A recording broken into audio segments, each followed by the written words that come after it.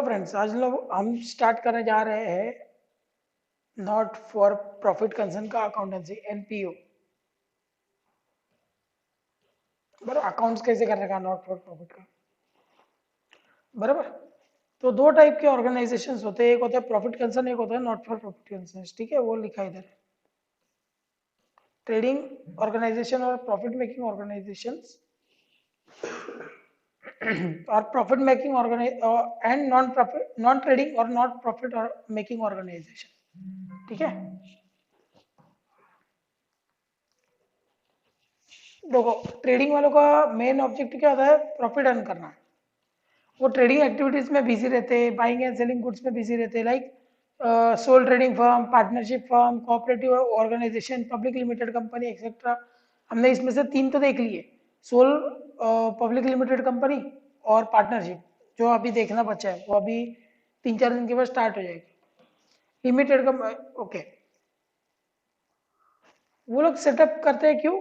Profit के लिए, बराबर। फाइनल अकाउंट्स जो प्रॉफिट वाले रहते हैं तो फाइनल अकाउंट्स बनाते हैं, क्या क्या? Trading profit and loss, balance sheet, trial balance, वो सब। बराबर, समझ रहे हैं अभी? तो अभी क्या हुआ कि इन्होंने देखा कि मंदिर मस्जिद, ये डॉक्टर वॉक्टर, मतलब हॉस्पिटल, ये सब ट्रस्ट के थ्रू थे, नॉट फॉर प्रॉफिट के लिए थे, तो इनको अकाउंटेंसी नहीं लग रही है। और सबको पता है, सब तो प्रॉफिट धूम का कमा रहे, मंदिर बोल लो, कोई भी बोल लो, मस्जिद गुरुद्वारा जो बोलना है वो बोल लो। फिर डॉक्टर भी धूम प्रॉफिट कमा रहा है, ऐसा नहीं किया। तो सब मीटिंग मीटिंग बैठी, मुद्दा उठा कि हम लोग क्यों अकाउंट बनाए, उनको क्यों अकाउंट्स नहीं। बराबर, उनको भी तो बोलो अकाउंट्स मेंटेन करने के लिए। तो ये लोग भड़क गए, बोले हम लोग क्यों अकाउंट्स मेंटेन करेंगे, हम तो दिल से काम कर रहे हैं, हम लोग ये नहीं करेंगे, हम लोग साफ दिल से काम करते हैं, हमको अकाउंट्स एप्लीकेबल ही नहीं, हम करेंगे ही नहीं। तो जैसे तैसे जज साहब ने बोला, अरे कर दो ना यार, बच्चे मांग रहे हैं, कर दो, तुमको क्या जाता है, कर दो, 2-4 रुपए इधर उधर। बराबर, तो मान गए, चलो। फिर एंड में ना सब चल रहा था कि एक जजमेंट सुनाया गया कि एनपीओ वालों, जो डॉक्टर, मंदिर मस्जिद स्कूल वगैरह है, तुम लोग profit and loss balance sheet बना देना। भाई तलवारें उड़ गई, तलवारें उड़ गई। किसको कुछ पता नहीं चला क्या हुआ, चिल्लाने लग गए, हाय हाय, ये सब चिल्लाने लग गए। जज ने पूछा, भाई हुआ क्या है? तो बोलते हम लोग कौन है? तो बोलते एनपीओ। बोलते हम लोग प्रॉफिट कमाते हैं? तो बोलते नहीं। हम लोग लॉस करते हैं? तो बोलते नहीं। तुम तो मिडिल में चलते हो, हम लोग प्रॉफिट एंड लॉस बनाए तो बनाए कैसे? तो जज को भी लगा, हाँ लौंडा बराबर बोल रहा है। तो बोलता है बताता हूँ मैं, तुम लोगों को क्या बनाना है ना वो भी बताता हूँ मैं, ठीक है? समझ गया तुम लोगों को भी? देखो, not for profit organisation profit making के लिए काम नहीं करते, नॉट फॉर प्रॉफिट मेकिंग। कौन कौन आते हैं? Sports club, charitable, hospital, schools, college, university, trade units, chamber of commerce, बहुत सारी चीजें आती है। बराबर, इसको है ना सर्विस देना इंपॉर्टेंट रहता है मेंबर्स को, प्रॉफिट उनसे गेन करना इंपॉर्टेंट नहीं रहता है, इसे बोलने बताने वाली बातें हैं।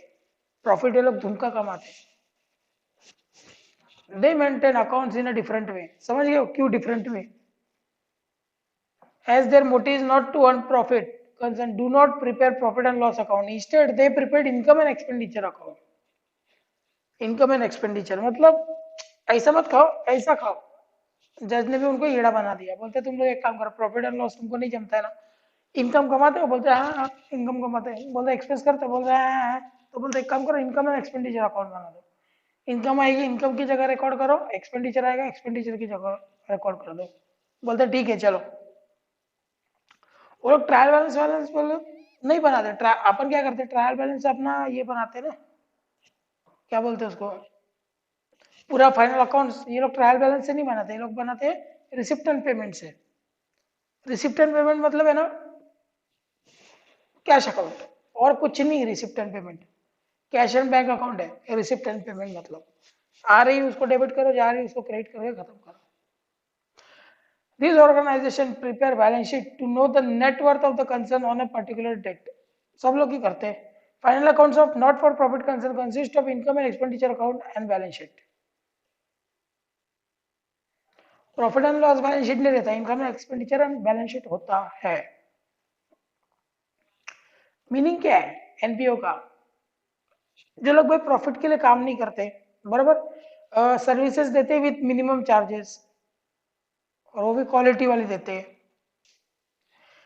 सोशल सर्विस देना उनका मेन ऑब्जेक्टिव रहता है। आर्ट कल्चर स्पोर्ट्स एजुकेशन को प्रमोट करना उनका मेन ऑब्जेक्टिव रहता है, बराबर। प्रॉफिट ऑर्गेनाइजेशन से बहुत अलग इसके नेचर रहते हैं, बहुत अलग इसका ऑब्जेक्टिव रहता है, बराबर। नॉट फॉर प्रॉफिट कंसर्न्स जो है वो सब्सक्रिप्शंस के थ्रू इनकम कमाते हैं, मेंबरशिप फीस के थ्रू, एडमिशन की फीस के थ्रू, डोनेशंस के through, right.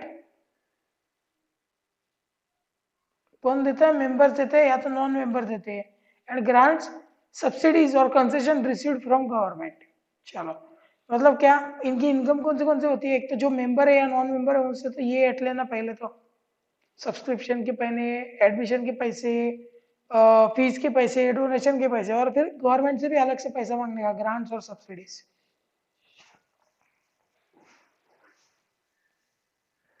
Features of not-for-profit concerns.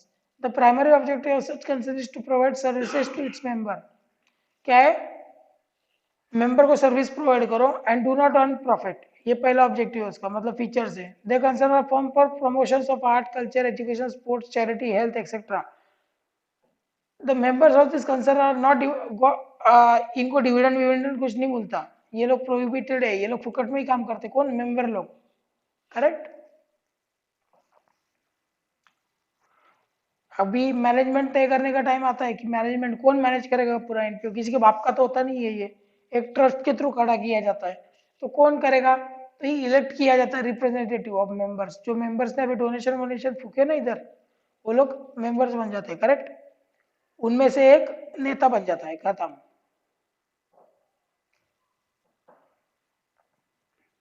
ये लोग रिसिप्ट एंड पेमेंट अकाउंट बनाते हैं, इनकम एंड एक्सपेंडिचर बनाते हैं और बैलेंस शीट बनाते हैं। नॉर्मल लोग क्या करते हैं? ट्रायल बैलेंस, ट्रायल बैलेंस बनाते हैं, प्रॉफिट एंड लॉस बनाते हैं और बैलेंस शीट बनाते हैं। ये लोग एक कैपिटल फंड बना के रखते हैं जो आगे, हाँ, जो आगे काम में आ सके। कैपिटल फंड में ये लोग क्या क्या डालते हैं? Entrance fees, surplus, legacies and donations for capital fund. Capital fund होता है कि आज मत यूज करो, ये मैं 2000 दे रहा हूँ लेकिन आज मत यूज करो। हाँ, लेकिन राम मंदिर बन गया, उधर जो लिफ्ट लगवानी है उसके लिए मैं पैसा देता हूँ। What is this? This is capital fund. मैं जितना भी डोनेट करते जा रहा हूँ वो लोग एक कैपिटल फंड में डालते जाएंगे कि नहीं, राम मंदिर में लिफ्ट लगेगी, लिफ्ट लगेगी, लिफ्ट लगेगी। डिफरेंस क्या क्या है? प्रॉफिट, ये अर्न प्रॉफिट करता है प्रॉफिट ऑर्गेनाइजेशन वाला। नॉट फॉर प्रॉफिट वाला सिर्फ सर्विस ऑब्जेक्टिव से ये करता है, प्रॉफिट अर्न नहीं करता है। ट्रायल बैलेंस बना के बनाता है, हाँ नहीं, इसकी जगह ये क्या बनाता है? Receipt and payment. ये सब रिपीटेशन है इसलिए थोड़ा फास्ट करो, समझ रहे हैं। लेकिन अकाउंटिंग स्टैंडर्ड्स, और सॉरी अकाउंटिंग स्टेटमेंट्स, ट्रेडिंग बनाता है, प्रॉफिट एंड लॉस बनाता है, बैलेंस शीट बनाता है। ये भाई क्या बनाते हैं? सिर्फ रिसिप्ट एंड पेमेंट बनाते हैं और इनकम एंड एक्सपेंडिचर और बैलेंस शीट बनाते हैं, ठीक है। नेट रिजल्ट्स, इसको नेट प्रॉफिट नेट लॉस दिख जाता है, लेकिन इसका क्या? अभी इसका लफड़ा हो जाएगा, क्या दिखाएंगे? तो भाई देखो, तुम्हारे पास सरप्लस और डेफिसिट दिखाने का चांस है, मतलब तुम्हारे पास अगर इनकम एक्सपेंस से ज्यादा है तो सरप्लस है, एक्सपेंस इनकम से ज्यादा है तो डेफिसिट हो जाएगी। Owner's fund capital, owner fund includes owners investment capital plus reserves and surplus, बराबर, बराबर है कि नहीं?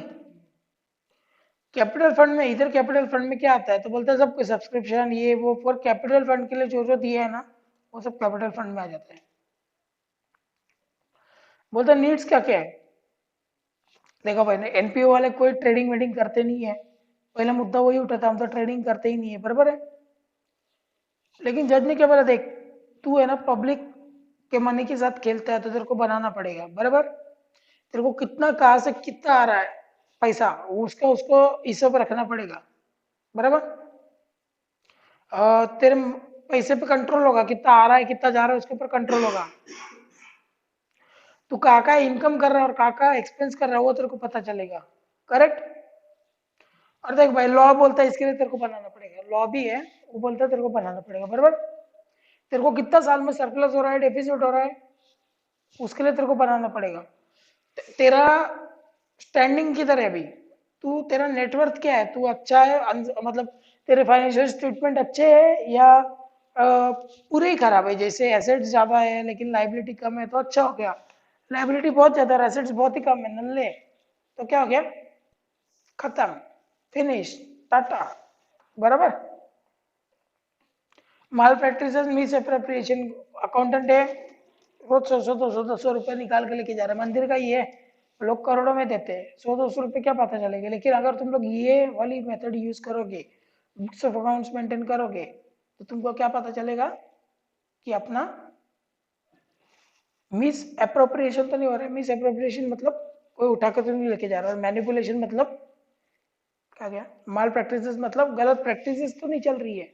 जैसे बुक्स में डेटर्स को पैसे लेने के थे तो ये लोग क्या कर लेते, ले लेते, और खुद की जब डेटर्स देखे चले, देखो माल प्रैक्टिसेस में एक आता है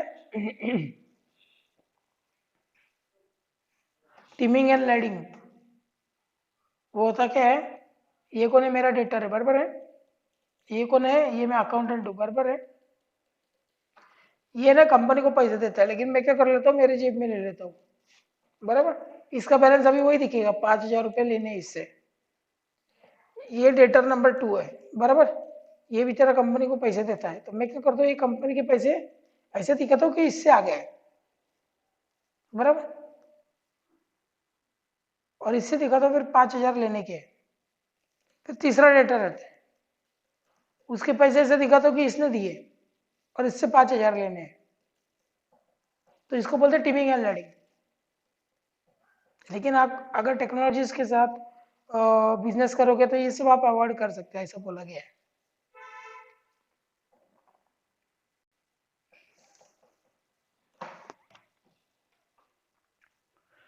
अभी रिसिप्ट एंड पेमेंट अकाउंट क्या होता है, इनमें क्या होता है, ट्रायल बैलेंस बनता नहीं है, तो एक रिसिप्ट एंड पेमेंट अकाउंट बनता है। अभी मैं अगर शॉर्टकट में बता दूं, रिसिप्ट एंड पेमेंट कुछ नहीं है, सिर्फ एक कैश अकाउंट है। जितना पैसा रिसीव हुआ और जितना पैसा रिसीव हुआ और जितना पैसा पे हुआ है ना, बस उसका एक हिसाब है जिसको बोलते हैं receipt and payment account. The day to day transaction of NPO concerns are recorded in a cash book and then are posted to ledger account. At the end of financial period, the cash book and ledger accounts are balanced, and from that balance, receipt and payment account is prepared. चलो ठीक है, the receipt and payment account is real account, correct? Credit cash account है ना in short, तो cash really हुआ ना, credit transaction are not recorded in receipt and payment account. Receipt and payment account is summary of cash and bank transaction for a particular period. All receipts are shown to a debit side and all payments are shown to the credit side. मतलब debit में सब payments, इधर receipt, उल्टा है, इधर receipt दिखता है, इधर पेमेंट दिखता है, ठीक है। ओपनिंग बैलेंस वगैरह डाला जाता है और ड्यूरिंग द ईयर कितना आया उससे अपने को क्लोजिंग बैलेंस मिल जाता है। रिसिप्ट्स क्या होता है, all receipts during a particular period are debited to receipts and payment account irrespective of year for which they are received। एक सेकंड, इधर कुछ अलग बोला है क्या, हाँ देखो रिसिप्ट से तो क्या होता है, कैश अंदर आती है, कैश अकाउंट डेबिट, तो डेबिट में दिखता है, सॉरी डेबिट में रिसिप्ट, यहाँ पर पेमेंट, सेम कैश अकाउंट है ये, डेबिट में जो आती है कैश और क्रेडिट में जो आती है कैश।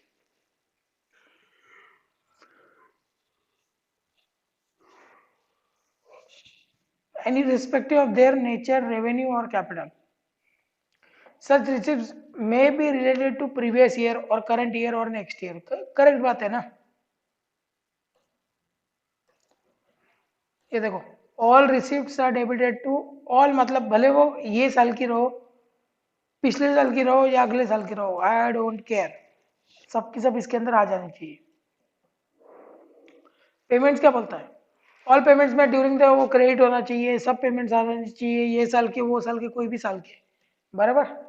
चलो रिसिप्ट एंड पेमेंट अकाउंट देख लो, पेमेंट, ऑल पेमेंट, रेवेन्यू और कैपिटल, पिछले साल के कितने, करंट साल के कितने और नेक्स्ट ईयर के कितने।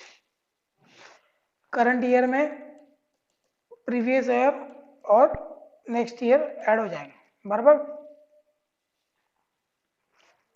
रिसिप्ट सब आएगी, रेवेन्यू हो या कैपिटल हो, बराबर, प्रीवियस ईयर, करंट ईयर और नेक्स्ट ईयर। फीचर्स का क्या, एक तो बंदा और रियल अकाउंट है, सिमिलर टू कैश समरी है, कैश अकाउंट ही है, हाँ, रिसिप्ट और पेमेंट सब टाइप के आते हैं. All types of receipt and payment are included in this account. Particular period में कितना रिसिप्ट आया वो आता है. जो भी पेएबल और रिसीवेबल चीजें वो सब नहीं आती इसके अंदर, बराबर है ना. This account is based to prepare finance accounts of NPO. RNP से क्या बनता है, इनकम एंड एक्सपेंडिचर. चलो, the account shows opening and closing balance of cash and bank. ठीक है. टाइप्स ऑफ रिसिप्ट्स दो टाइप की होती है, एक कैपिटल रिसिप्ट, एक रेवेन्यू रिसिप्ट. चलो, तो रिसिप्ट जो होती है वो दो टाइप की होती है. क्या होती है, capital receipt, revenue receipt. Capital receipt क्या होती है, नॉन रिकरिंग, मतलब कभी कभी आता है बड़ा वाला डोनेशन. रेगुलर फ्लो का वो पार्ट नहीं बनता है, वो कभी कभी आता है, बराबर. This income concerns are known as capital receipt. अब मैं डोनेट करता हूँ, अरे बाबा जब राम मंदिर बनेगा उसके ऊपर एक फ्लोर बना देना, वो फ्लोर का पूरा खर्चा मेरा. स्पोर्ट्स टूर्नामेंट के लिए, लाइब्रेरी के लिए, life membership, sales process etcetera. Fix assets अगर सेल किए तो भी रिसिप्ट बड़ी वाली आती है, बराबर है. Capital receipts are either added to capital fund और separately shown on liability side of balance sheet. एक तो तुम कैपिटल फंड में ऐड कर दो इनको, या तो फिर लायबिलिटी के अलग से दिखा दो लायबिलिटी साइड में. रेवेन्यू क्या बोलता है, all the revenue which are recurring in nature and represent regular flow of income of a concern are known as revenue receipts. Subscription, rent, locker rent, interest received etcetera, ये सब क्या है, revenue है. Revenue receipt है, मतलब short term receipt, छोटी वाली receipt, long term नहीं. वो देखो, रिसिप्ट कितने टाइप की होती है, रेवेन्यू. रेवेन्यू जाती है इनकम एंड एक्सपेंडिचर में, कैपिटल जाती है बैलेंस शीट में, बराबर है. All receipts are not income. Correct. All receipts are not income. Capital receipts are considered in a different manner.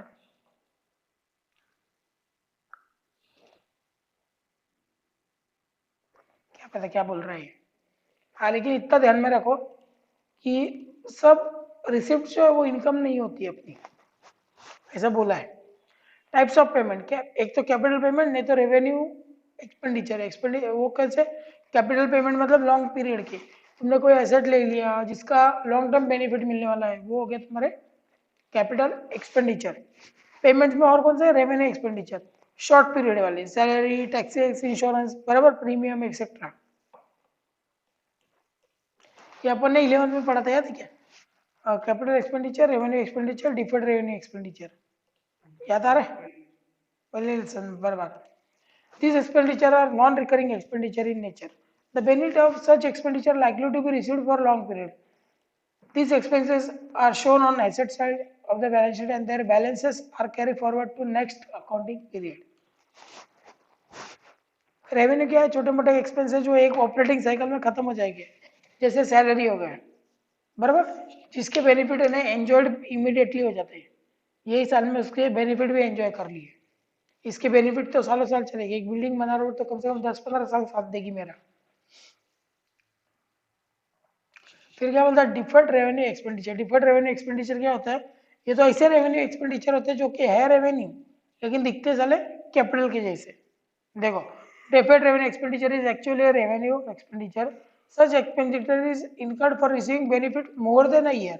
जैसे एडवर्टाइजमेंट एक्सपेंडिचर वाला अपन ने एक एग्जाम्पल लिया था कि 30,000 का एडवर्टाइजमेंट एक्सपेंडिचर है 3 साल के लिए, तो अपन 1/3 दिखाते हैं, करेक्ट, याद है. ये वापस बताओ, एक रेवेन्यू एक्सपेंडिचर है 30,000 का, वो लेकिन उसका बेनिफिट 3 साल तक चलने वाला है. वो है तो रेवेन्यू एक्सपेंडिचर, लेकिन अब बेनिफिट 3 साल तक मिलने वाला है तो दिखाना भी पड़ेगा कैपिटल की तरह. तो क्या करते हैं हम लोग, बैलेंस शीट की साइड यहाँ पे दिखाते 30,000 और पीएनएल में 10,000 दिखाएंगे, और ये 10,000 इसमें से माइनस करके 20,000 का बैलेंस आ जाएगा. नेक्स्ट ईयर क्या होगा, 20 में से 10 जाएगी इधर, उसके 10 में से 10 जाएगी, मतलब वो 0 हो जाएगा और 3 साल में आपने इक्वली इनकम को रिकॉग्नाइज कर दिया.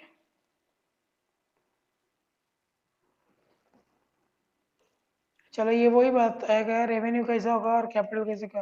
Credit side of income statement, liability side of balance sheet, मतलब कैपिटल रेवेन्यू कैसे जाएगा, फिर रेवेन्यू पेमेंट्स कैसे जाएंगे, तो debit side of income and expenditure, correct, और कैपिटल रहे तो एसेट साइड में आ जाएंगे, फिक्स एसेट्स के तौर पे। रिसिप्ट एंड पेमेंट का स्पेसिमेन देख लो, balance brought out, cash in hand, cash at bank, दोनों का हो गया, दोनों का टोटल। सब्सक्रिप्शन कितना आ रहा है, पिछले साल का बोलो, ये साल का बोलो, अगले साल का बोलो, कितना आ गया टोटल, बराबर। एंट्रेंस फीस कितनी आ रही है, एडमिशन फीस कितनी आ रही है, लाइफ मेंबरशिप कितनी आ रही है, लीगेसी कितनी आ रही है, गवर्नमेंट ग्रांट्स कितने आ रहे हैं, डोनेशन कितने आ रहे हैं, करेक्ट। स्पेसिफिक डोनेशंस कितने आ रहे हैं, बिल्डिंग खरीदना है, ये खरीदना है, वो सब के लिए।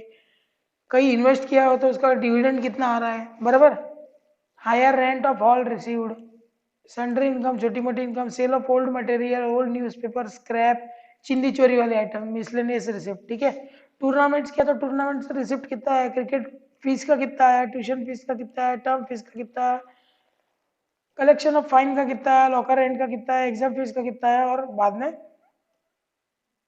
बैलेंस कैरेट डाउन अगर ओवरड्राफ्ट रहा तो। ओवरड्राफ्ट मतलब क्या है, सीसी अकाउंट, आपकी लिमिट नहीं है फिर भी आप, मतलब बैलेंस नहीं लेकिन आप निकाल रहे हो पैसे उसके अंदर से, बराबर। फिर क्या आता है, बैलेंस ब्रॉट डाउन, अगर ओवरड्राफ्ट रहा तो उसका क्रेडिट बैलेंस आता है हमेशा, और ये नॉर्मल बैलेंस आता है। फिर बाय सैलरीज, कौन सा, नहीं नहीं नहीं नहीं, अभी देख, अगर तेरा नॉर्मल बैंक अकाउंट रहा तो कभी भी एसेट्स का बैलेंस कौन सा है, डेबिट बैलेंस होता है, राइट, याद है ना, सबका पे डेबिट बैलेंस होता है। तो अगर तेरा नॉर्मल बैंक अकाउंट रहा तो वो तेरा एसेट्स है, अगर तेरा सीसी अकाउंट रहा तो वो क्या है, तेरा लाइबिलिटी है, लाइबिलिटी का हमेशा क्रेडिट बैलेंस रहता है। अगर ये है ना तो ये नहीं आता, और अगर ये है तो ये नहीं आता, कोई भी एक ही चीज आती है। नहीं अभी हाँ हाँ, पेमेंट रिसेप्शन तो प्लस हो जाएगी, ये सब प्लस हो जाएगी इधर, ये यहाँ तक प्लस होगी, फिर ये रुक जाएगा, ये रहने देंगे अपन। हाँ फिर वो क्या हो जाएगा, फिर इतने रिसिप्ट है उसमें से इतने पेमेंट माइनस करेंगे, जो भी बैलेंस आएगा वो इन सब में आएगा, ऐसा। देखो सैलरीज ये साल की अगले साल की है, भरी होगी, करंट ईयर की, प्रीवियस ईयर की, ठीक है।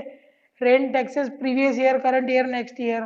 फिर छोटे मोटे खर्चे, printing and stationery, general expense, interest on bank loan, electricity charges, audit fees, tournament expense, wages, purchase of sports material, insurance, telephone mobile expenses, bank charges, ऐसे फालतू सब छोटे मोटे subject, postage, conveyance expenses for annual functions, fix deposit, purchase of fixed assets, books, furniture खरीदा तो furniture, अरे ये तो कैपिटल है, लेकिन अरे तो ये है भी तो रिसिप्ट एंड पेमेंट ना, तो रिसिप्ट एंड पेमेंट में सब डाल दो, कैश दिखाओ घुसेड़ दो, मैं तो बोलता हूँ चंदा दो 5 रुपए भिखारी को दिया वो भी घुसेड़ दो, ठीक है।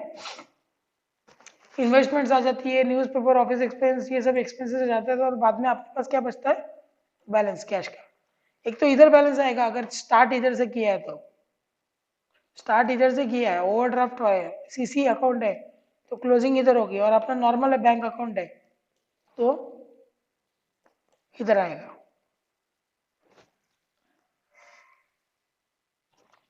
चलो, तो इनकम एंड एक्सपेंडिचर अकाउंट क्या होता है, meaning income and expenditure account is a summary of revenue incomes, revenue incomes जो शॉर्ट टर्म इनकम होते हैं जिनका बेनिफिट शॉर्ट टर्म मिलने वाला है, एंड रेवेन्यू एक्सपेंसेस मतलब जो वन पर्टिकुलर पीरियड में खत्म हो जाने वाले, वो एक्सपेंस ऑफ हो जाने वाले, वो एक्सपेंस पे करके उनका जो बेनिफिट है वो वसूल लेंगे अपन। It is similar to profit and loss account, बराबर। It is a nominal account, not for profit concern, prepares income and expenditure account. All revenue expense oblique losses of the current year are debited, and all the revenue income oblique gains of current year are credited to this account, correct. Income, in income and expenditure account only क्या हुआ, in income and expenditure account only revenue incomes or gains of the current project period are credited, that is subscription received, interest received, मतलब छोटे वाले जो income है ना जो current period में ही रिसीव होने वाले वो हो जाते हैं, कैपिटल रिसिप्ट नहीं आती है, बराबर। Income received for previous year और for next year are not taken in this account. सिर्फ ये साल में कितना हो रहा है वो देखो। रिसिप्ट एंड पेमेंट में क्या होता था, कैश आ रही है ना, कौन से भी साल की हो साली ले लो। ये क्या बोलता, नहीं नहीं कोई भी साल की कैश नहीं चलेगी, ये साल की चाहिए सिर्फ। बराबर, सेम प्रॉफिट एंड लॉस के जैसा, जैसे अपना आउटस्टैंडिंग ऐड कर देते थे, माइनस प्रीपेड कर देते, याद है कि नहीं थोड़ा, उस टाइप का ये है।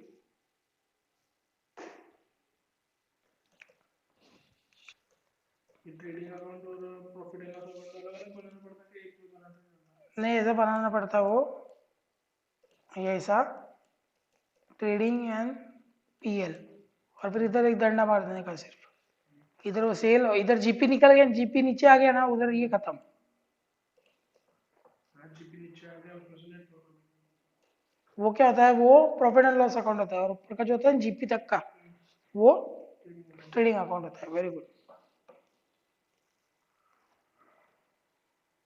मतलब इसका मतलब क्या बोलता है कि आउटस्टैंडिंग और प्रीपेड एक्सपेंसेस को भी भाव दिया जाएगा अपने इधर, उनको भी कंसीडर किया जाएगा।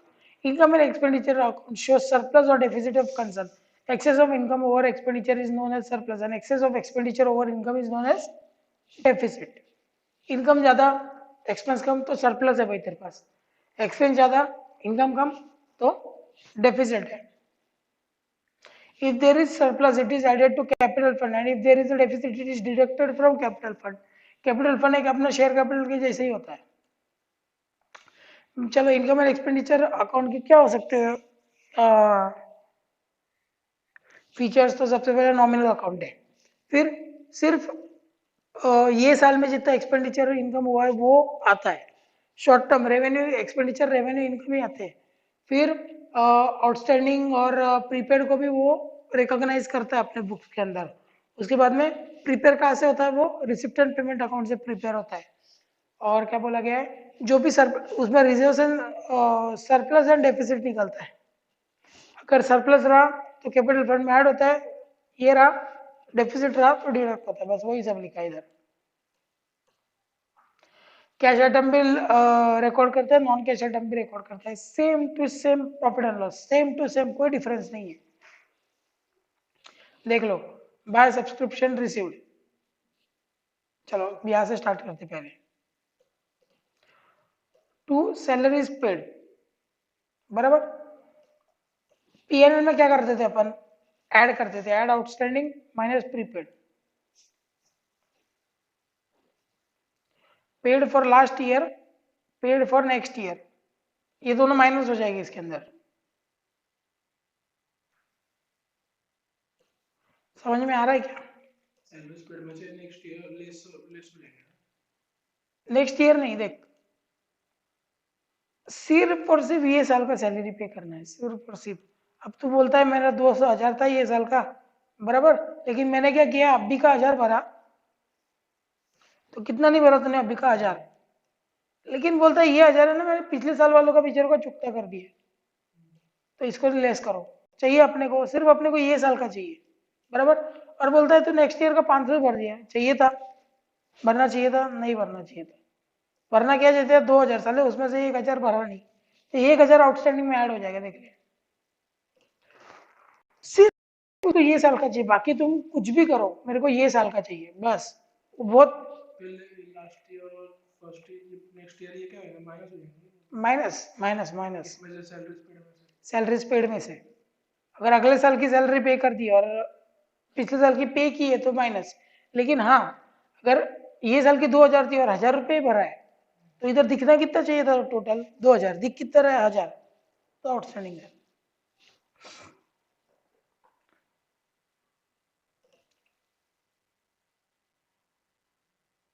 और एक ये क्या था, पेड फॉर लास्ट ईयर और पेड फॉर नेक्स्ट ईयर।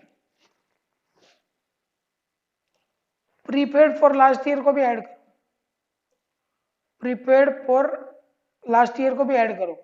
ये क्या होता है, प्रीपेड फॉर लास्ट ईयर मतलब लास्ट ईयर है ना तुम्हें, ये साल के लिए, ये साल है 2018, तूने ये साल में खड़े होके 19 के लिए कुछ तो पेमेंट कर दिया था प्रीपेड,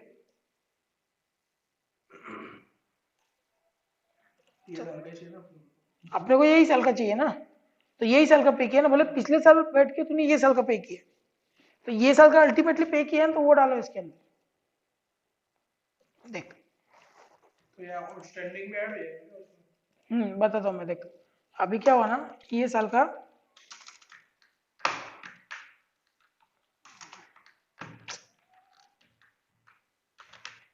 सैलरीज कितना है, कितना होना चाहिए था, तो मतलब 50,000 रुपया। तूने पे कितना किया, तो मतलब 40,000 रुपये, बराबर है। मतलब तेरा बचा कितना है, 10,000। लेकिन वो क्या बोलता, 10,000 में से वो देख लो भाई साहब कि पिछले साल से तो कोई रिसीव नहीं हुआ है ना। अभी ये क्या है, 2019 का ये सब डेटा। 2018 में क्या हुआ था पता है क्या, 2018 में है ना अपन ने प्रीपेड सैलरी और 2019 कर दिया था कितना, 5,000। मतलब कि कौन सा साल के लिए पी कर दिया अपन ने, 2019 के लिए। तो तेरे हिसाब से 5,000 इधर आना चाहिए, आना चाहिए। तो ये 5,000 आ गया, ऐड हो जाएगा ना, कितना, 5,000 प्रीपेड फॉर लास्ट ईयर। और ऐड कितना बचा इधर, आउटस्टैंडिंग कितना, 5,000, खत्म। अब ये जो आउटस्टैंडिंग ये क्या है, तेरी लाइबिलिटी है, तेरे को पे करना आगे चल के, तो ये किधर जाएगा, लाइबिलिटीज में। तो बाद में जाएगा ना? सेकंड इफेक्ट लाइबिलिटीज में जाएगा, करेक्ट, समझ रहे। ये लाइबिलिटीज में चलेगा, क्यों, क्योंकि तेरे को पे करना है, बिजनेस को पे करना है। अब ये बंदा था ही पहले से एसेट में, ये था पहले से एसेट में। अभी अपन ने क्या किया, यहाँ ऐड कर दिया, मतलब डेबिट साइड में डेबिट कर दिया। एसेट को क्रेडिट मारना पड़ेगा, एसेट को खत्म कर देना पड़ेगा। जो 5,000 का एसेट तेरे पास पड़ा था ना, वो खत्म हो जाएगा, क्योंकि प्रीपेड था, वो अपना एसेट बन गया ना।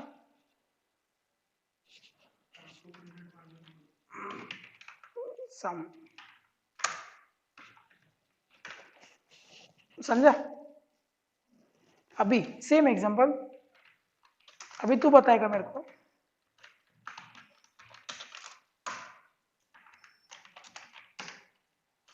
50,000 होनी चाहिए थी, लेकिन अपन ने पे कितनी की, 35,000, करेक्ट। 2018 प्रीपेड फॉर लास्ट 2019,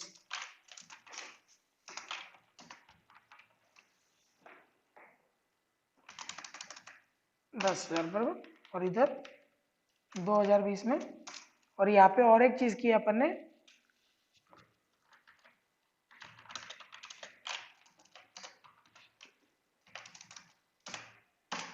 तो अभी सैलरी कितनी पे हुई तेरी टोटल, 35,000 अभी के लिए, और 20,000 अगले के लिए, बराबर। तो अब मेरे को दिमाग लगा और बता क्या करूं मैं। 10,000 पिछले साल के आ गए। हाँ चलो वो ऐड कर देता हूँ मैं, ऐड हो गए, कितना हो गया, 65,000।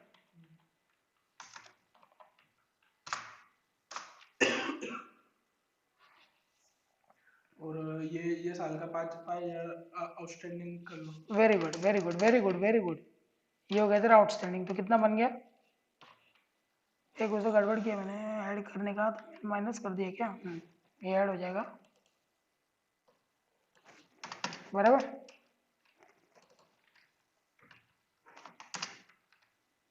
कितना हो जाएगा मेरा, 70,000 रुपया। अब क्या करूं, 2020 में अभी कोई 2020 में ईएमआई हो जाएगा, 20,000 उधर ऐड हो जाएगा किधर, 2020 वाला। लेकिन इस साल का सैलरी तो अपना 50,000 ही था, और आपने आ कितना रहा है, 70,000। तो क्या होगा तेरे हिसाब से, 20,000 माइनस। 20,000 माइनस, क्यों, क्योंकि वो प्रीपेड है। और अपना क्या बोलता है, मेरे को ये साल का दो। खड्डे में गया तुम्हारा अगला साल, पिछला साल, पिछला साल भी देख माइनस कौन सा किया, जो पिछले साल का पिछले साल के लिए पे किया था। लेकिन हाँ पिछले साल में ये साल के लिए पे किया है तो वो ऐड करो, तो ये माइनस हो जाएगा कितना, 20,000 रुपये। तो सर सैलरी अकाउंट टैली हो गया। ये क्या किया, फ्रॉम लास्ट ईयर, ये क्या दिख रहा था पहले से एसेट्स में दिख रहा था। अरे यार इसमें बहुत बड़ी दिक्कत है सर।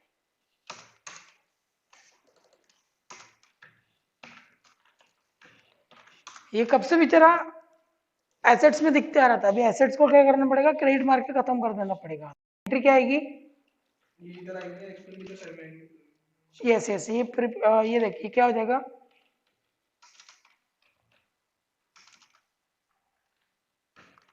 क्या है, income expenditure debit to prepaid for 2019 account. ये कब से साला एसेट्स में दिख के अपने नाक में दम कर रहा था, पिछले साल से दिखते आ रहा था, तो एसेट्स को क्रेडिट मार दिया और इनकम एंड एक्सपेंडिचर में आने वाला है, तो इधर सैलरी लिख दे या इनकम एंड एक्सपेंडिचर लिख दे, या सैलरी लिख और फिर सैलरीज को ट्रांसफर मार दे इनकम एंड एक्सपेंडिचर में।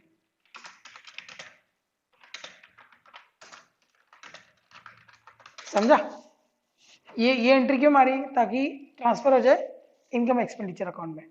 चल ये क्या था, अरे यार ये समझे ना प्रयास, ये वाली एंट्री इजी है, थोड़ा दिमाग। अभी ये क्या है, आउटस्टैंडिंग है, मतलब मिला है क्या तेरे को, नहीं मिला है, ए सॉरी पे किया क्या तूने, नहीं पे किया 5,000 रुपया, तो ये क्या हो गया, तो ये तेरे हिसाब से किधर आना चाहिए बैलेंस शीट में, very good very good very good very good very, क्यों, क्योंकि अपने को पे करनी है, सॉरी सॉरी प्लस आ जाएगा बराबर। ये क्या है, लायबिलिटी साइड में दिखेगा, आउटस्टैंडिंग का नाम देखिए, अभी 20,000 क्या है, नहीं एसेट्स है, करेक्ट, क्यों, तो एसेट में दिखेगा ये बराबर। अब इसके अंदर एक थंब रूल देख,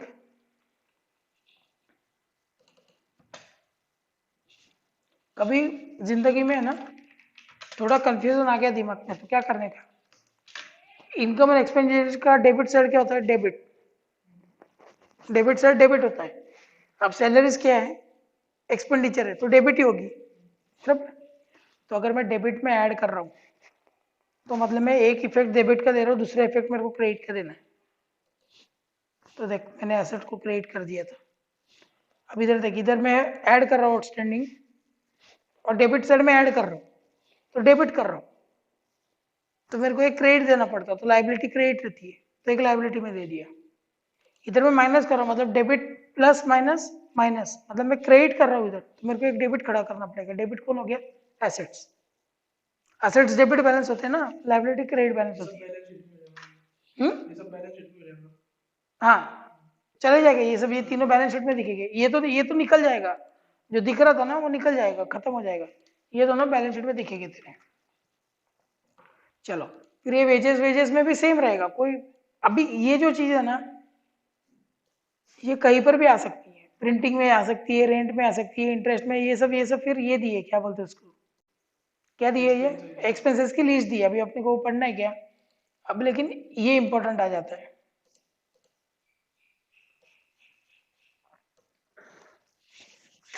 इंपॉर्टेंट मतलब इतना कुछ 30 मार्क का नहीं है। स्पोर्ट्स मटेरियल, अगर कोई तो कर रहा है डॉक्टरी का मटेरियल, मेडिकल मटेरियल ये सब, तो क्या आएगा, सबसे पहले तो opening stock, sports material, opening stock कोई भी रहो, मेडिकल मटेरियल कोई भी रहो, देख अपन क्या बनाते थे, ये पीएनएल में, ट्रेडिंग पीएनएल में इधर ओपनिंग आता था बराबर, इधर क्या आता था, परचेस बराबर, इधर आता था तेरा सेल्स और इधर आता था क्लोजिंग स्टॉक बराबर। अभी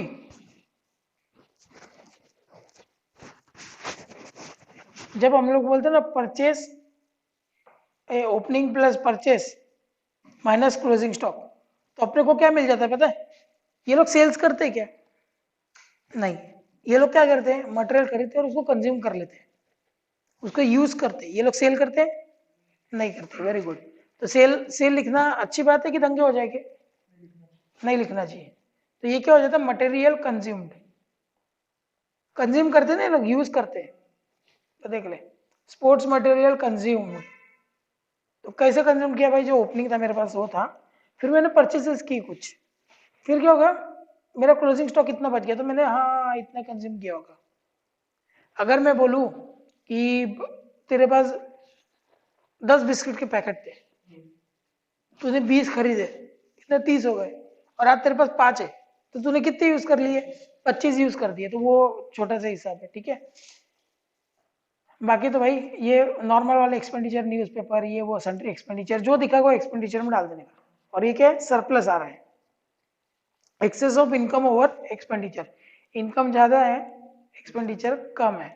सेम अगर ये हुआ तो ये साइड में आएगा, देख लिखा भी होगा वो लोगों ने, देख।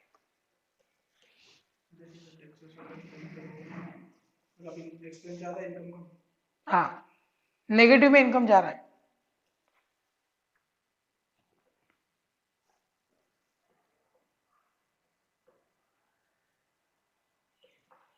चलो, समझा ना, बाकी मजा आया कि नहीं, अरे बहुत मजा आएगा इसके अंदर तो, और बहुत मजा आता है इसके अंदर सॉल्व करने में, जो मजा है ना इसमें, बहुत मजा आता है।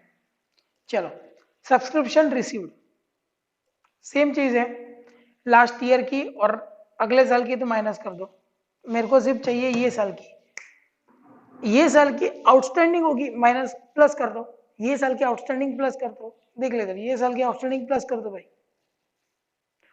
और पिछले साल कुछ ये साल के लिए प्रीपेड किया है, ऐड कर दो ना, ऐड होगा ना।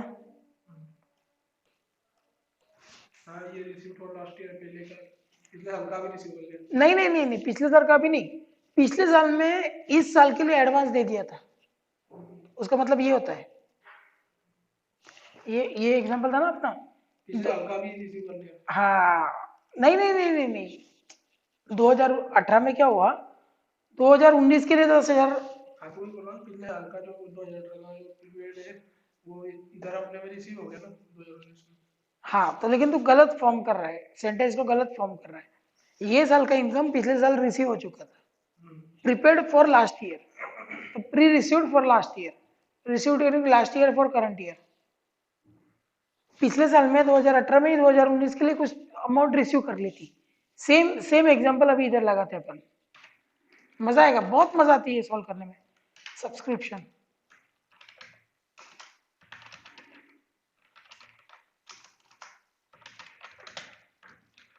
ठीक है, ये साल अपने को पता है कितना, लाख रुपया है, ठीक है, रिसीव्ड कितनी हुई पता है, 70,000, बैंक अकाउंट में दिख रहा है, मतलब ये तो पक्की बात है कि इतना बैंक अकाउंट में आ रहा है, बराबर।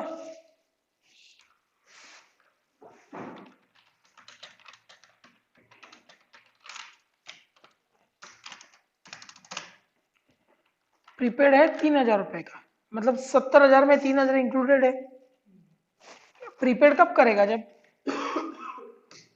करेक्ट, तो क्या करना पड़ेगा मेरे को सबसे पहले, तेरे हिसाब से क्या करना चाहिए, मेरे को सिर्फ ये साल का चाहिए यार, कुछ भी कर लो, मेरे को ये साल का दे दो, मेरे को नहीं लेना देना है, ये रिकॉर्ड हो रहा है ना कब से, हेलो हेलो, हाँ, मेरे को कुछ लेना देना ही नहीं है तुम्हारे साथ, 1 लाख में से 1 लाख नहीं, स्टार्ट 70,000 से करेगी ना, अपने को 1 लाख तक पहुंचना है, तो 70,000 क्या है, रिसीव्ड है, तो बैंक पे रिसीव्ड है, बराबर, लेकिन 3,000 प्री रिसीव्ड है, सॉरी, ये प्री रिसीव्ड होके अगले साल के भी ये साल आ गए, अगले साल के ये साल आए, कुछ लेना देना है नहीं है।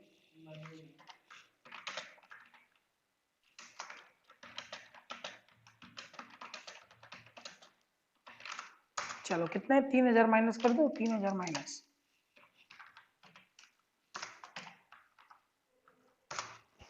67,000 रुपीज।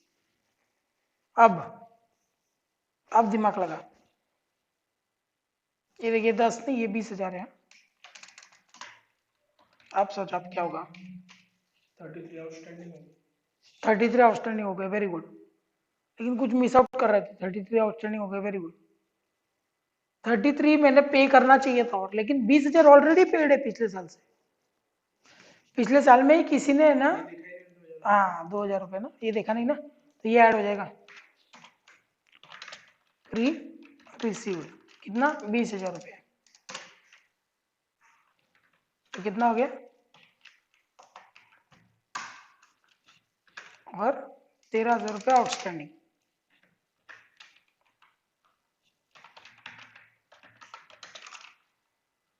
कितना आ गया? 1 लाख हो गया, टैली हो गया दोनों बराबर। अब दिक्कत एक ही है, इधर तो मेरे को पता है कि 1 लाख रुपए लेना था, क्योंकि मैं तेरे को बता रहा हूँ कि 1 लाख रुपए आना चाहिए था। क्वेश्चंस में बोलेगे नहीं, क्वेश्चंस में बोलेगे नहीं कि ये दोनों टैली होने चाहिए, इधर तो अपने लिए था ये सब। क्वेश्चंस में सॉल्व करते जाना है भगवान भरोसे।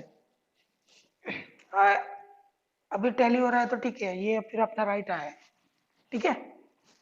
अब मेरे को एक चीज बता, ये बैलेंस कौन सा होगा तेरे हिसाब से? इनकम है तो क्रेडिट बैलेंस होगा, क्रेडिट है ना, इनकम एंड एक्सपेंडिचर का क्रेडिट है, क्रेडिट है सब कुछ। क्रेडिट माने माइनस होता है। ये इनकम है ना, क्या? इनकम है ना। हाँ ना, तो क्रेडिट हुआ ना, एक्सपेंसेस डेबिट होते हैं, debit all expenses, credit all income and gains.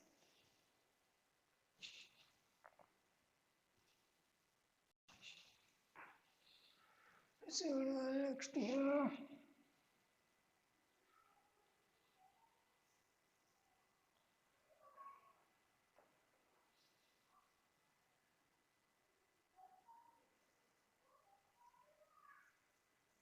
हाँ सॉरी, क्रेडिट बैलेंस है, ठीक है। अभी क्रेडिट को अगर अपन प्लस पकड़े, डेबिट को भी प्लस ही पकड़ना रहता है, क्रेडिट को भी प्लस ही पकड़ना रहता है, ठीक है। प्लस माइनस क्या होता है? माइनस। तो प्लस और माइनस मतलब माइनस, मतलब क्रेडिट बैलेंस, क्रेडिट इफेक्ट दे दिया, अभी माइनस इफेक्ट देना है, प्लस इफेक्ट दे दिया, माइनस इफेक्ट। माइनस इफेक्ट किधर आएगा? एक तो लाइबिलिटी, नहीं तो एसेट। क्रेडिट का माइनस मतलब, क्रेडिट का अपोजिट मतलब, क्रेडिट प्लस है डेबिट। अब लाइबिलिटी डेबिट होती है, एसेट्स लायबिलिटी। नहीं ना, लाइबिलिटी क्रेडिट होती है ना, एसेट्स डेबिट होते हैं, हर टाइम डेबिट बैलेंस आते हैं उनको। तो देख, pre received for next year, कुछ तो गड़बड़ कर रहा हूं मैं। Pre received for next year, ये मेरा okay okay okay, sorry sorry sorry, एक बार ऐसे ट्राई करके देखते हैं, मेरी मेथड है, चली तो चली, ठीक है। माइनस है, माइनस है मतलब प्लस हो चुका है, मतलब नहीं जानता, ये वाली मेथड सिर्फ डेबिट में काम में आती है, जानता, इधर कंफ्यूज हो रहा हूँ मैं, खुद कंफ्यूज हो रहा हूँ। देख, pre received for next year है, अगले साल का किसने क्या देखा? तूने देखा तू जिंदा रहने वाला है, तूने पहले पे तो कर दिया, अभी ये तेरी लाइबिलिटी बनती है कि उसको वापस दे दे? अभी तेरी लाइबिलिटी बनती है कि उसको वापस दे दे, तो क्या आ जाएगा? वापिस तो करना था, वो रिसीव कर लेना पिछले साल का। पिछले साल का नहीं है ये, अगले साल का ये साल में दिया है। अभी समझ ले कल उठ के तेरा बिजनेस खत्म हो गया, तूने रिसीव किया और बॉम्ब ब्लास्ट हो गया, तेरे को वापस देना पड़ेगा कि नहीं? लाइबिलिटी बनती है कि नहीं तेरी? बराबर। प्री रिसीव्ड, पिछले साल का प्री रिसीव्ड था, पिछले साल का प्री रिसीव्ड उसके लाइबिलिटी में दिख रहा होगा, अभी खत्म हो जाएगा, डेबिट हो जाएगा उसका। वो लाइबिलिटी नहीं, देख वो लाइबिलिटी में दिख रहा था, कब से लाइबिलिटी में दिख रहा था? पिछले साल से लाइबिलिटी में दिखते आ रहा था। जैसा ये अपन ये साल में लाइबिलिटी में डाला ना, वैसा उसने पिछले साल में ही लाइबिलिटी में डाल दिया होगा, लेकिन अब उसने लाइबिलिटी खत्म कर दी, डिलीट हो जाएगा, करेक्ट। ये साल में रिकॉग्नाइज कर लिया इनकम। आउटस्टैंडिंग क्या है? इनकम है जो आने वाला है, कोई भी चीज रिसीवेबल होती है तो क्या होता है? आने वाली लायबिलिटी। क्या कर रहा है? रिसीव होने वाली है कोई भी चीज तो क्या होता है? मतलब क्या बोल समझ में? एसेट्स। एसेट्स होती है कि नहीं, कोई भी चीज आने वाली रही तो, और कोई भी चीज जाने वाली रही तो लाइबिलिटी पकड़ते हैं। तो ये मोटा मोटी ये फालतू चीज है जो पढ़नी है, दो मेन एडजस्टमेंट्स यही है इसके अंदर, और कुछ भी नहीं है, और कोई साइंस है ही नहीं इसके अंदर, इसके पीछे जब अपन लोग सम देखेंगे ना, बाकी सब डोनेशन ये वो सब सब है। कितने टाइप की इनकम होती है? Rent, interest, dividend, government grants, ground rent, salary receipt, entrance expense, entrance fees, education fees, donation, profit and loss on sale of asset, खत्म। बराबर, छोड़ नहीं रहा हूं, टेंशन मत ले।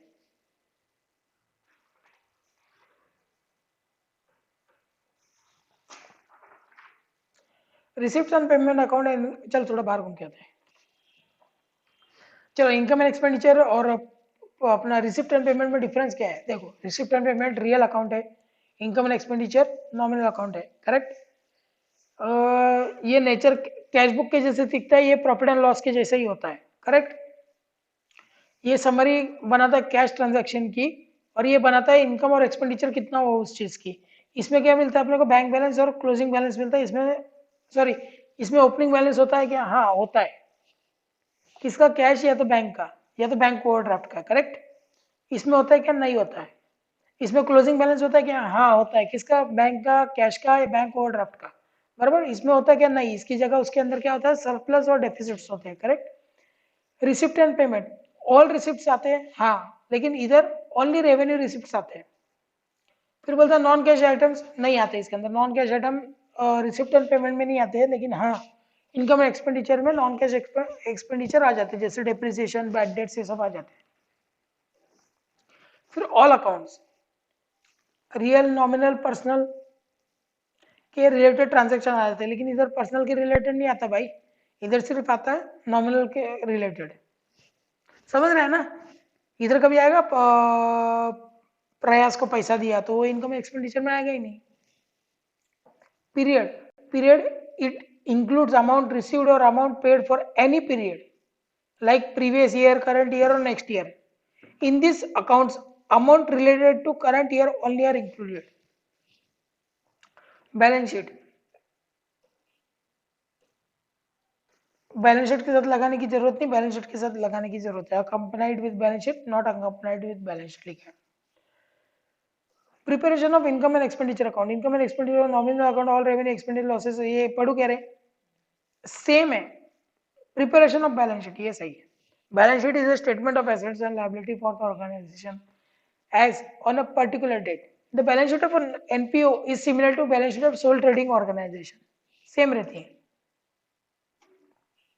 Capital receipts and capital expenditures आते हैं। Balance sheet is prepared with a view to measure exact financial position और net worth of a company of an NPO, ठीक है। द एक्सेस ऑफ एसेट्स और liability is termed as capital fund. अपने इधर क्या होता है? वो कैपिटल होता है, शेयर कैपिटल या कैपिटल जो प्रोप्राइटर लोग डालते हैं, इसके अंदर क्या बोला जाता है? Capital fund.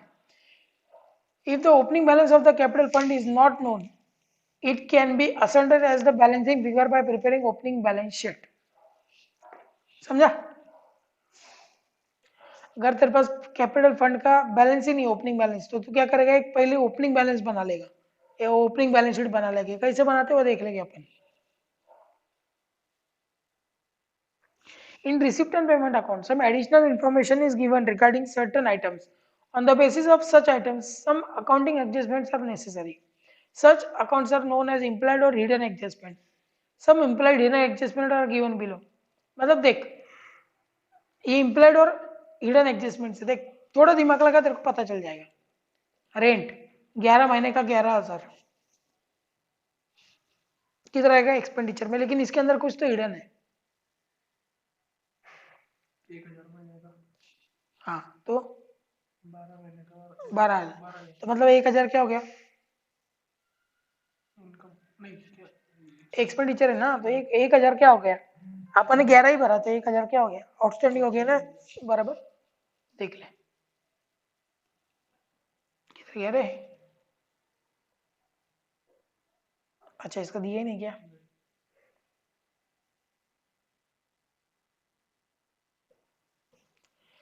Ten percent loan from bank of India 20,000 taken on 1 जनवरी 2020, तो मतलब 3 महीने का 10% इंटरेस्ट आ जाएगा। एक ही महीने का 1 जनवरी ना, जनवरी फरवरी मार्च 3 महीने होते हैं ना। 31 को अपनी बैलेंस शीट क्लोज होती है ना, तो कितना आएगा? 10% भी 2,000, 2,000 डिवाइड बाय 12, 2,000 डिवाइड बाय 12 कितना होता है क्या पता? इंटू 3, 500 रुपया। 10% ना, 500 रुपया। 200 ही रहेगा ना 2,000 का, तो कैसे 200 रुपया आएगा? 10% 200 रहेगा 2,000 का, 20,000 है वो, 2,000 तो ठीक है। 20,000 का 10% कैसे 200 आएगा भाई? 1% 200 आएगा। 10% माने 1 0 कम ना, ऐसा होता है ना। 20,000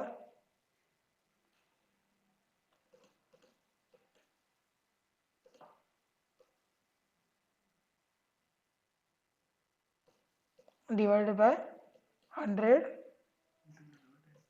इंटू 10। ये दोनों जीरो कट, ये दोनों जीरो कट, तो 200 इंटू 10 दो जरा है ना, या तो ये एक कट कर सकता है, ये एक कट कर सकता है, कुछ भी फालतू गिरी, जो करना है वो कर, लेकिन 2000 रुपये आता है।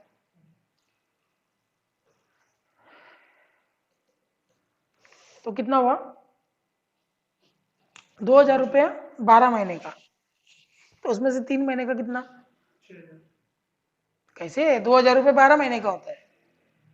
3 महीने का, 3 महीने का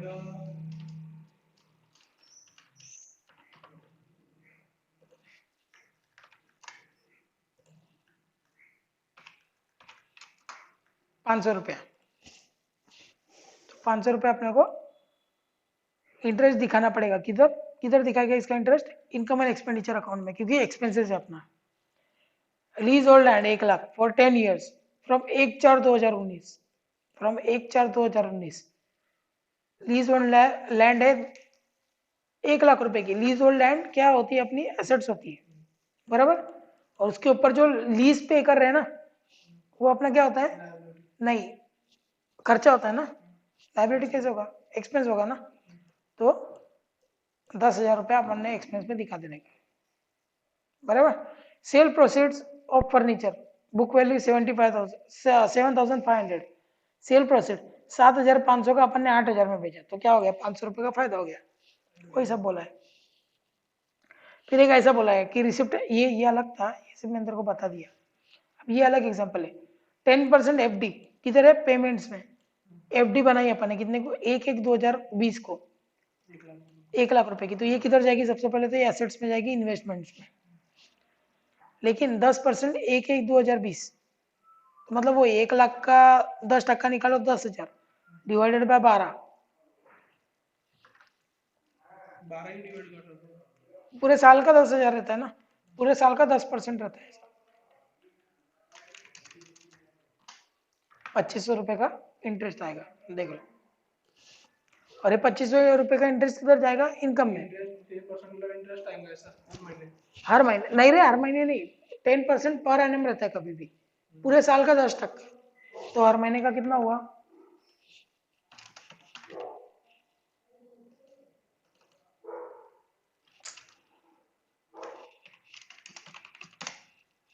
अरे क्या है,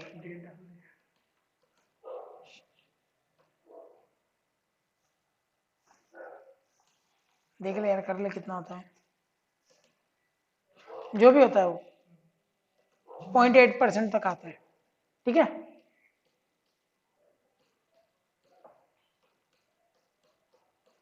और क्या होगा? एक तो लाइव इनकम में दिखेगा, और दूसरा इसमें दिखेगा, वो एफडी में ऐड होता जाएगा। अगर मिल गया तो कैश में ले लो, नहीं मिला है तो एफडी में ऐड करते जाओ उतना अमाउंट। 1,25,000। हाँ, 1,25,000 अगर मिल चुका है तो 1 लाख ही एफडी रहेगी और 2500 कैश में दिख जाएगा, कैश में ऐड होगा। Capital fund is shown on liability side of balance sheet of, not for profit concern. Capital fund is created for capital incomes and by capitalizing surplus if any. The net surplus is added in the capital fund and deficit is deducted from capital fund. ठीक है, पढ़ लिया था, बार बार कितना पढ़वाते यार ये लोग। Balance sheet, capital fund, जो कैपिटलाइज्ड इनकम आती है ना, वो इधर आएगी। अपना सरप्लस भी एट द एंड इधर आ जाता है, डेफिसिट इधर से लेस हो जाता है, बराबर। ये अलग है, बराबर। तो डोनेशन आया, किसने बोला कि मेरा भव्य राम मंदिर बन रहा है एक फ्लोर अपना, तो क्या है? डोनेशंस ऐड हो गया। एंट्रेंस फीस कैपिटलाइज, मतलब होता है ना, लाख रुपए का एंट्रेंस फीस, हर साल मैं एंट्री मारूंगा, मैं हर टाइम आऊंगा, उस टाइप का। और ये छोटे मोटे फंड्स होते हैं, charity fund, other loan fund, ये वो, ये सब इधर आ जाते हैं, लाइफ मेंबरशिप फंड, ये सब।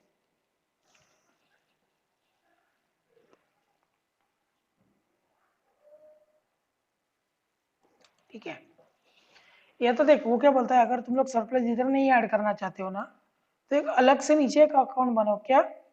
सरप्लस अकाउंट, इसमें ऐड करो, बस इतना ही बोला गया है। देख ले नीचे, देख ले वो क्या बोल रहा है। अगर नहीं होता ना, इनकम एंड एक्सपेंडिचर अकाउंट बनाओ, उसके ओपनिंग क्रेडिट बैलेंस लिखो और add surplus for the year लिखो, जैसा प्रॉफिट एंड लॉस का कैसे बनाते हैं उस टाइप का।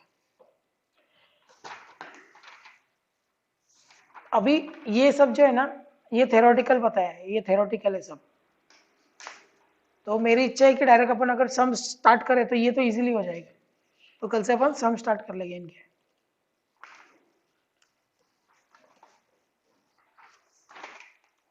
इजी रे, हो जाएगा 2-3 दिन में तो खत्म।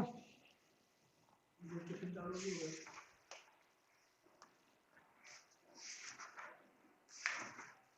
देखिए पढ़वाने के लिए मेरे को कुछ नहीं, बट है ना पकता है रे पढ़ाने के लिए, और उससे अच्छा है ना तू अगर डायरेक्टली कोई चीज अप्लाई करता है तो मजा आ जाता है।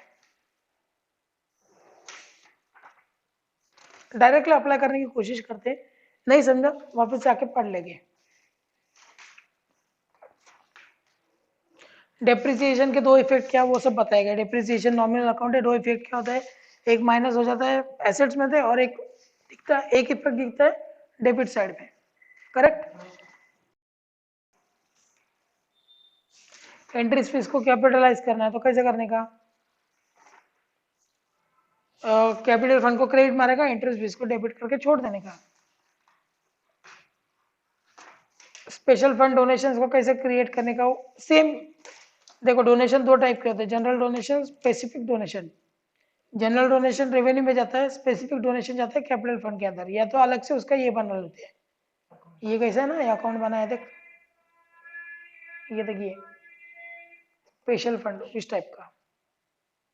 फिर बोलता है आउटस्टैंडिंग का क्या होता है, आउटस्टैंडिंग एक्सपेंसेस का, ये साल का आउटस्टैंडिंग एक्सपेंसेस है जो अनपेड है। हम्म तो एक तो ऐड कर दो इनकम में, और उधर दिखा दो लायबिलिटी में, क्योंकि पे करना है। देख ले आउटस्टैंडिंग इनकम आ जाएगा।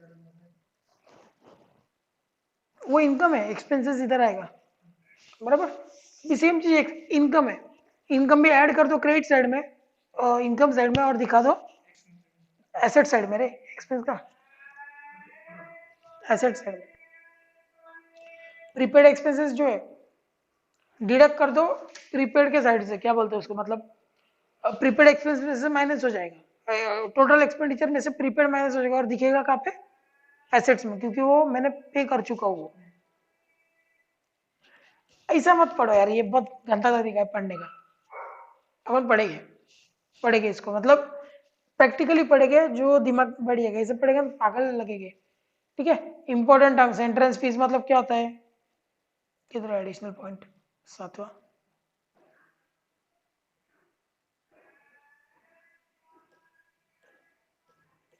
जिसको मेंबर बनना होता है वो एंट्रेंस फीस देता है। ठीक है, ऐसे लिखा है उधर, कुछ भी लिखते साले। लीगेसी क्या होती है, legacy means gift received under the will और डेथ। अभी पप्पा किसी के है, चल बस है, तो बच्चे को क्या मिल जाता है, सब कुछ मिल जाता है, उसको बोलते हैं legacy. This gift may be for general और special purposes. General gift revenue income who which is credited on income side of income and expenditure. क्या बोल रहे हैं, क्या लिखा है यार भाई। जनरल गिफ्ट जो रिसीव होता है ना वो इनकम साइड में दिखता है, और स्पेशल गिफ्ट जो होता है वो बैलेंस शीट में चले जाता है। जो भी चीजें बैलेंस शीट में जाएगी वो कैपिटल रहेगी। ठीक है।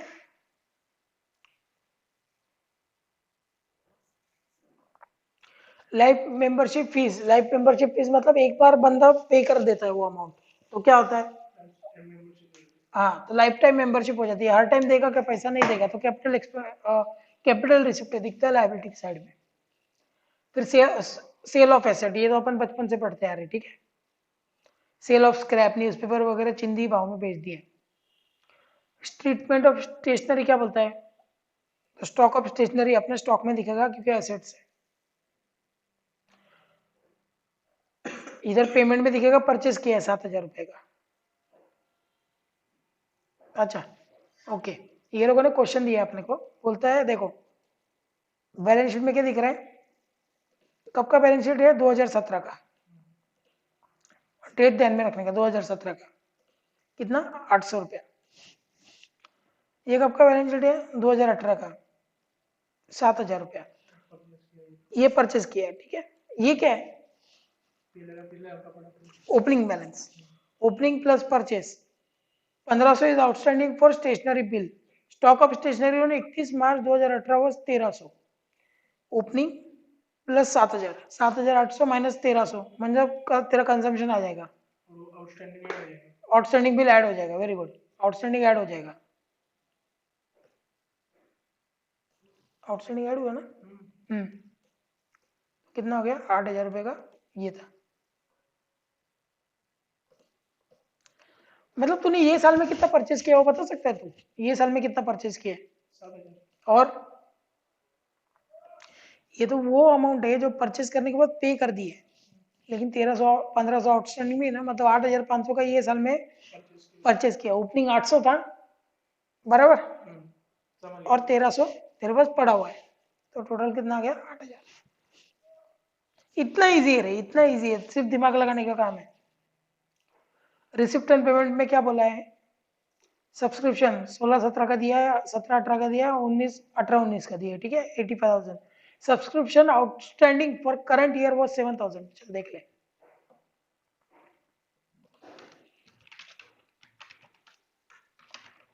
अभी चाहिए क्या उसको एक्चुअल में, outstanding with the help of above information show the effect in the final account. Final account में कौन सा इफेक्ट जाएगा कि भाई मेरा ये साल में कितना है वो मेरे को बताओ। देख ले, ये इनकम एक्सपेंडिचर में भाई मेरा ये साल में कितना वो बता। अब ये जो तू भाषणबाजी कर रहा है ये कब का है, पिछले साल का, तो ये तो मेरे को पता ही मत। लेकिन इधर एक गड़बड़ किया वो लोगों ने, रिसिप्ट पेमेंट, हाँ ठीक है। सब्सक्रिप्शन भाई ये तूने पिछले साल का पे किया है, ये आएगा क्या, नहीं। ये तूने ये साल के लिए पे किया है 80,000, ये आएगा, रिसिप्ट है सॉरी, इनकम एंड एक्सपेंडिचर में आएगा क्या, नहीं, देख रिसिप्ट एंड पेमेंट में आएगा, रिसिप्ट एंड पेमेंट में दिया ही है ना, आएगा क्या, आ गया है। बोलता है इनकम एंड एक्सपेंडिचर में इसको कंसीडर करूं क्या, पिछले साल का है, ये करंट ईयर का है 17-18 ना, 17-18 ये करना है इनकम एक्सपेंडिचर में, चलो ठीक है। ये करूं 18-19, 18-19 अगले साल का है, नहीं, very good. Subscription outstanding for current year 7,000 रुपये, मतलब इसमें ये 7,000 रुपये ऐड हो जाएगा। Outstanding subscription for 16-17 was 2,000, subscription received in advance during last year was 8,000। देख ले, ये 8,000 ऐड करूं, कौन सा, हाँ वेरी गुड, 2,000 माइनस हो जाएगा, पहले 8,000 प्लस कर दिया, और 2,000 जो है वो पिछले साल का अभी रिसीव हुआ, काम का है क्या, तो कितना होता है देख ले, 87,000 प्लस 8,000 कितना होता है, 95,000। हाँ हाँ, 93,000 माइनस 91,000 का आंसर आना चाहिए। नहीं 93 है ना, एक सेकंड गड़बड़ हो रहा है, रुक, 8 8 प्लस 7 15 प्लस माइनस 2 30, कुछ तो गड़बड़ हुआ है, रुक, ये साल का चाहिए, 16-17 के लिए सब्सक्रिप्शन आया था, ये 17-18 के लिए था, 80,000 तो आएगा ही, 18-19 वाला नहीं आएगा। 8,000 प्लस 7 87, 87 प्लस 8 95, 95 माइनस टू करना है, was received in advance during last, अरे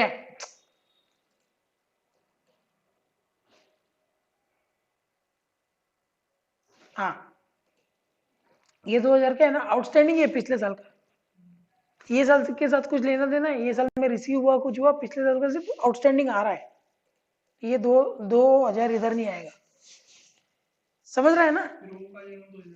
लाइबिलिटी में दिखता रहेगा, वो पिछले साल से कैरी फॉरवर्ड होता रहेगा, पिछले साल 2,000 दिखाया होगा, वो दिखता रहेगा उतना ही, ये देख ले, 95,000 ही आंसर आना चाहिए इधर, समझ रहा है धीरे धीरे कंसेप्ट, ये देख ले, तेरा आउटस्टैंडिंग 16-17 का 500 और 17-18 का 7,000 रुपया। एक सेकंड, कैसे 17-18 का 7,000 रुपया वो भी बोलता हूँ,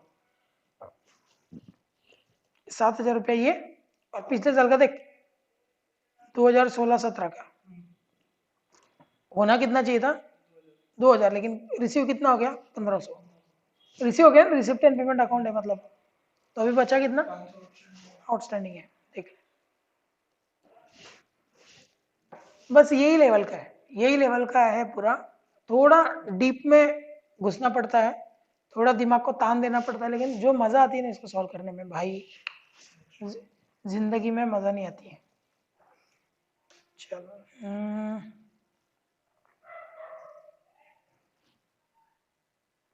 ये डेप्रिसिएशन के ऊपर है। 1 जुलाई को तुमने ना फर्नीचर लिया 30,000 रुपए का, 1 लाख के ऊपर कितना 12% प्लस 30,000 के ऊपर कितना 12%, देख ले वैसे किया ना, 1,30,000 के ऊपर 12%। 1,30,000 में फिर 1 लाख पहले का था 30,000 लिया, 1,30,000। अब इसमें कैच क्या है पता है क्या तेरे को? 30,000 का ऐड हुआ नया फर्नीचर लाया ना, और 1 लाख का पहले का था। अभी इसमें एक कैच बताता हूँ, अभी तुमको है या नहीं है? डेप्रिसिएशन क्यों लगा तो डेप्रिसिएशन का क्यों लगा किसके ऊपर? फर्नीचर वैल्यू घट रही है ना, तो डेप्रिसिएशन लगाना पड़ता है। पहले से लगा देने का। हाँ पहले से लगा, अरे 31 मार्च चल रहा है ना। और ये देख 14,400 कैसे आया, 12% बोला तो 30,000 का 12% कितना हुआ 3,000 और प्लस 600 3,600 कितना हुआ, नहीं कुछ तो गड़बड़ हो गया, 3,600 नहीं सॉरी, पहले इसका 12,000 बराबर, फिर 30,000 रुपए का 12% निकालो, कितना हो गया 3,600 डिवाइडेड बाय 12 होता है क्या, डिवाइड बाय 12 30,000 हो जाएगा ना इजीली।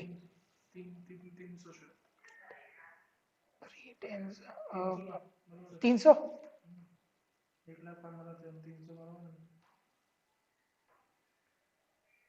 3600 डिवाइड बाय 12 बोला रे, हाँ तो 300 लेकिन अपने को 12 महीना चाहिए क्या, कब वो खरीदा है, वो कब खरीदा गया है, जुलाई में, तो जुलाई अगस्त सितंबर अक्टूबर नवंबर दिसंबर जनवरी फरवरी मार्च 9 महीने का चाहिए, तो 3 9 1800, नहीं गड़बड़ है कुछ तो।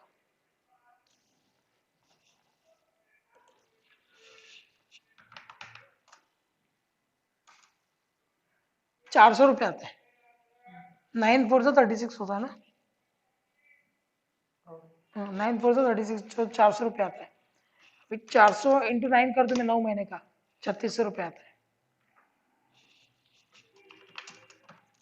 क्या दिमाग खा रहे हैं यार,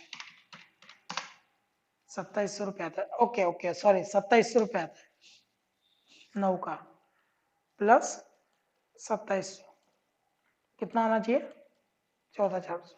समझा अभी कैसे निकालते डिप्रिसिएशन, ये अपन ने सीखा था ना, याद है ना। फिर outstanding expense and prepaid expenses current year and previous year balance sheet, ये 2018 की बैलेंस शीट दी गई है। प्रीपेड सैलरीज फॉर 18-19, मतलब अगले साल के लिए मैंने अभी भर दिया, अगले साल के लिए 2,000 रुपये, अभी ये साल की बैलेंस शीट में आ जाता है, अपने को बनाना है 18-19 के लिए बराबर। सैलरीज 18-19 को कितना पे रिसीव हुआ अपने से, 18-19 का मतलब इसका रिसीव हुआ, ये चीज का अभी रिसीव किया, और 19-20 का कितना आया 1,000 रुपया, तो टोटल कितना हो गया 31,000 में से ये 30,000 निकल जाएगा, ये साल का है क्या, नहीं है, ये साल का कौन सा 1,000 है, प्लस वो 2,000 3,000 ये साल का, और ये क्या लिखा है outstanding salary for current year was 5,500, 3,000 plus 5,500 8,500, क्या हो गया 2019 का बनाया ना, ओ सॉरी गड़बड़ कर दिया मैंने, चल ये वाला सम कल से स्टार्ट करते, कोई प्रॉब्लम नहीं, लेकिन अपने को बहुत ऐसे सम्स करने बहुत मजा आएगा, तो समझ रहा है ना क्या सिखा रहा हूँ, ऐसा तो नहीं है, नहीं ना, चलो।